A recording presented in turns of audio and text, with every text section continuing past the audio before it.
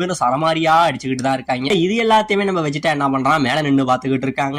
இப்ப இந்த பக்கம் நம்ம பிக்கோலோ என்ன பண்றான், அப்படியே பறந்துகிட்டு மசேங்கான் அப்படின்னு சொல்லி அடிக்க, உடனே நம்ம ஃப்ரீஸா என்ன பண்றான், அந்த பவர் வரத்துக்கு முன்னாடி மறைஞ்சு வானத்துல பறக்குறாங்க.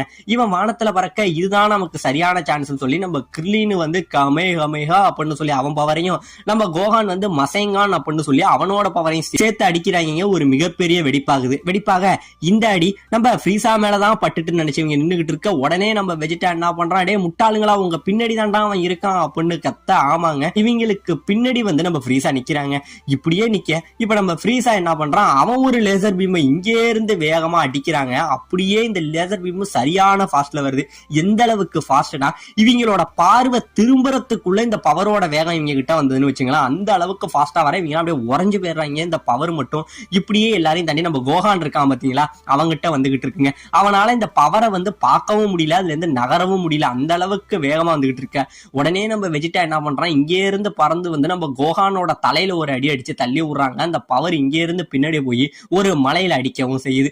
மலையில அடிச்சுட்டு என்னடா நடக்குது அப்படின்னு பார்த்தா, அந்த அடிச்ச மலை அந்த இடத்துலயே இல்லைங்க, அந்த மலை இருந்ததுக்கான தடயமே இல்லாம செதறி போக, உடனே